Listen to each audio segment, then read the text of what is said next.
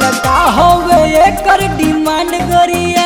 अरे तोहरा बस के बात नहीं है। डिमांड गोरिया है देखा के चलेलू ब्रांड गोरिया। बोलता होवे एकर डिमांड गोरिया। सुनबो हमारी 1000 पलवे के चुमा मन है। तो सुनो चिल्लायो रंगा बद पसंद है। ई हवा के मरद सब दबंग है। हाय हाय बाकी जिला में कहवा दम है। ई हवा के मरद नंबर 1 है। हाय हाय अरे बुझला म्यूजिक बाई राकेश बाबू बाबू।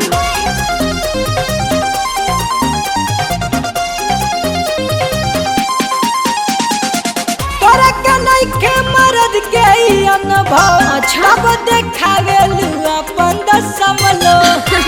ढेर जानकारी बता। तोरा के नइखे मरद के ई अनुभव। अब देखावेलू अपन दसमलो। ये तो सुघराई वट गदरल बदन है। चिल्लायो रंगा बद पसंद है। ई हवा के मरद सब दबंग है।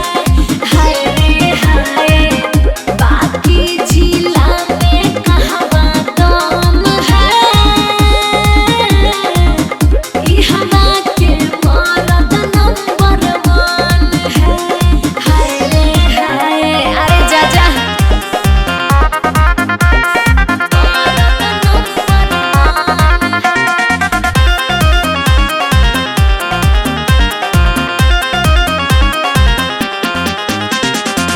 आजन सूट के कोरा में बबी।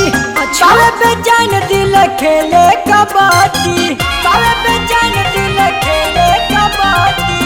आजन सूट के कोरा में बबी। अरे भागो। बावे पे जान दिल खेले कबड्डी। मुन्ना परदेसिया के मुंडे टन टन है।